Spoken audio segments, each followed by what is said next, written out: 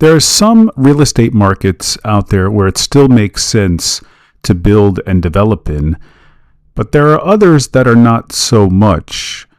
Where should home builders actually be cautious right now, or even potentially avoid building new homes altogether? Well, I like to say follow the smart money, and if you listen to the last episode, you know exactly what I mean. Before I dive into this episode, let me quickly tie this back into the last couple of episodes, because especially if you didn't listen, but I do urge you to listen because it'll all kind of tie in together, and I think it'll make a lot more sense. Now, earlier on Monday, I put out a show in which I talked about the home builder confidence nationally is still very low.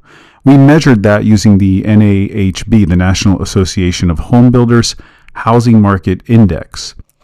It came in well below 50, so home builders are therefore very pessimistic, because 50 is sort of just average, not pessimistic, not optimistic. Then on Tuesday's show, I broke it down regionally.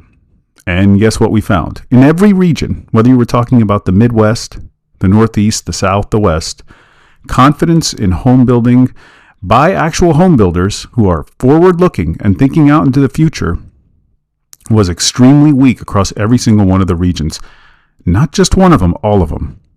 So we thought, okay, it's not just a national issue, it's a little bit more broad-based than that, and it goes across the entire country. Well, I thought to myself, I know how localized real estate is. I talk about the real estate market all the time being very localized, and that you got to pay attention to the different cities and neighborhoods. So in the third episode on Wednesday, I said, well, where does it make sense to actually build? There's got to be somewhere to build, because there was a big story about Japanese firms buying American home builders and investing in American home builders and actual developments, and so we thought about that, and I said to myself, all right, there's got to be some growth markets out there where demand is still very strong. So I outlined those on Wednesday's episode. I looked at sort of the top 5 markets that I thought home builders should be paying the most attention to and being excited to develop there due to population growth and some other reasons that I talked about. All right, so where should home builders be cautious? That's what this episode's about. Where should they probably just not bother? Maybe not even develop at all. Now, remember the framework. Even though the U.S. is still short roughly 3 to 4 million homes, and that's sort of the interesting part, that's according to Freddie Mac, the shortage isn't very evenly distributed. So some markets are very undersupplied, and they do need housing, but other markets are still catching up, or in some cases, they've already caught up. So, when I think of those markets where home builders need to be much more careful right now, okay? And I split this up into several categories because it's not that all of these areas fit the same sort of category as to the reason why. And I'm going to start with this first category, population declining markets. And that brings us to the first one. San Francisco, the Bay Area. I want to start with San Francisco because this is one of the clearest examples. Since 2020, San Francisco has lost about 7% of its population. That's over 60,000 people, and it still hasn't fully recovered to pre-pandemic levels. Now, at the same time, San Francisco is dealing with office vacancy rates in parts of the city that are still hovering around 30% or higher. So you got fewer people, less office demand, and you got a major shift toward remote work, all right? When people leave a market like that, housing demand naturally follows. That doesn't mean it's a bad market, okay? It just means it's more challenging. It's a more challenging environment for home builders to confidently build new supply if people are leaving, all right? Second example, Chicago. This is an ongoing trend in Chicago for a while. Population growth has been flat to declining for several years now. There's continued out-migration. People are leaving. More people leaving than coming in.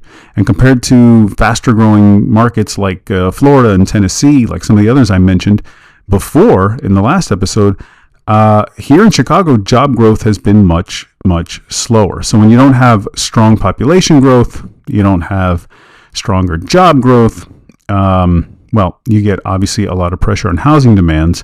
and it's not a place that you necessarily want to increase supply in. So home builders definitely got to be more cautious there. All right, another category. I look at this one as very specific, but it's high regulation and high cost markets. And I'm gonna talk about New York City. Now, New York City, it's a tough one because putting it on this list is tough because, hey, it's New York City, okay? And there's always demand for New York City. There's always housing demand. Don't get me wrong. But and let me just point out, it's one of the most important real estate markets in the world. All right, there's no question about it. But I also find New York City to be a bit, call it complex. You've got really high construction costs there. All right, you've got heavy regulation. You've got different stabilization policies when it comes to rent, and I guess population has rebounded there. And there is immigration, and there are always going to be immigration to New York City. But there's not a lot of domestic demand lately. So I guess I would call New York a bit selective. You're not going to not want to be there at all as a home builder or a developer, but you just got to be specific at what you build and I think where you build it. For example, I think that the luxury market, definitely in Manhattan areas, can still work. There's still a lot of demand from high-income buyers, international buyers. It's a lot like Miami in that way. Rental housing is still pretty strong. New York is mostly renter-based. It's very heavily renter-based. Rental demand is pretty stable. And you got even some other parts out of, in Brooklyn and Queens, and demand is high there. There's no question. But where I'd be careful there, while there are pockets where building makes sense, where I'd be careful in New York City is sort of call it middle income housing. I think that's one of the hardest types of products to build right now in New York City. You've got high construction costs, pricing power isn't there to support the costs. Like I mentioned before, a lot of regulation. So, I don't think development in that scenario is necessarily attractive. So I think you have that luxury segment. There are certain pockets that are pretty good, but you got to be selective in a place like that. So it's about where to build there, and you got to be really precise about what type of product you provide and what you build. So I put New York is not a yes or no. It's just more like a precision market. All right. Another category I want to talk about, overbuilt supply catch-up market. So this is Phoenix. I'm going to put Phoenix on the list, which is interesting because I have Phoenix on the other list too, about it's actually a good place to build. Because Phoenix was one of the fastest growing markets in the country during the pandemic. And at one point it was getting 80,000 people per year. But that growth slowed pretty significantly down to about 15,000 per year. So at the same time, Phoenix, especially Maricopa County, led the county in new housing construction. But what you're seeing now is supply is finally starting to catch up to that demand, and inventory levels have increased compared to where they were in 2021. So Phoenix doesn't look as good as it once was. So if anything, you got to slow down in Phoenix and reassess. Austin, Texas, I find that to be another great example. This was one of the hottest markets in the country during post-pandemic. Massive population growth in Austin, very strong demand, big surge in new construction, but now you're starting to see rents come down, in some cases a lot, from 10 to 15%. Austin's been one of the top markets in the country, though, for multifamily construction. So to me, it may be an oversupply issue. It's already caught up. So there's another one where if you're a home builder and you're thinking about Austin, Texas, got to be a little bit more cautious about adding additional supply to a place like that. All right, here's another category for you. So I'm going to call it the boom slowdown market. And this example that I researched is really interesting. I'm putting Boise, Idaho on the list. Boise is probably the clearest example of this type of market. During the pandemic, home prices surged by over 50%. Demand exploded. Migration into the area just absolutely boomed. But it's cooled off since then. Migration has slowed, and affordability is actually becoming a challenge in Boise, Idaho. Now, it was at one point unstoppable growth. And in a sense, it's turned out to be temporary. So it's another place where you have to be careful. May have already been a bit saturated, and the story may be coming to an end here, or at least temporarily coming to an end.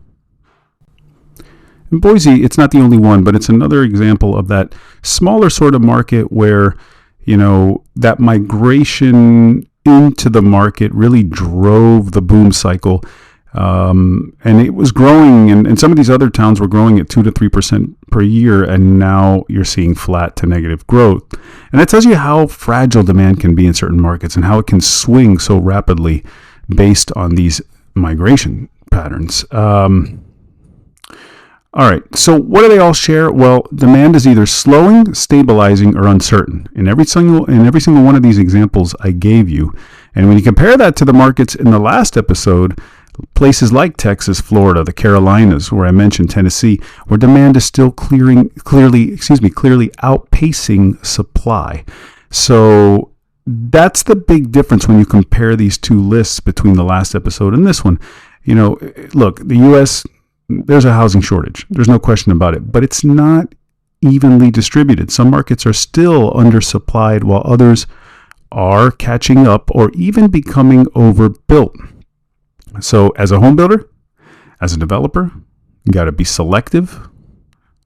You got to know demand can shift real quick, and you can't just build anywhere and expect that it's going to work out. Now, one other thing I want to bring up, when I mention New York City, and I'll throw Miami, and there's a few other major cities like that I'll throw in there, many of those markets, they will always receive immigration. Miami will get immigration from Latin America, New York City from anywhere in the world, really, and Miami as well. But some of the smaller, slower markets that I mentioned, they're not going to get that support from immigration like a place like New York City would get. And immigration is a huge reason why cities like New York City and Miami continue to see strong demand, even when the domestic demand slows down. So when domestic demand slows, there's not always a second layer of demand to sort of replace it and keep it going. And that's why some of those smaller markets I mentioned, they'll struggle. They'll struggle if the domestic demand slows down. You can see that each of these markets has kind of their own unique story.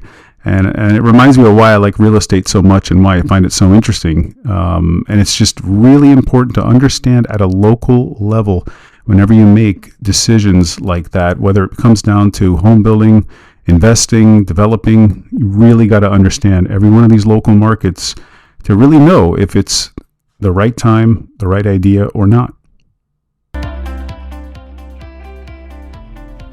That is it for me today. Thank you so much for listening to today's show. And as always, if you have questions or need specific advice, ideas, or just some help regarding your particular real estate needs or situation, or if you're just looking to buy or sell real estate in Florida, well then DM me on Instagram at the Salib Group, or just send me an email to mark@thesalibgroup.com. Don't forget to leave a rating for the show, follow, subscribe, help others find the show, and be informed and educated about the real estate market just like you.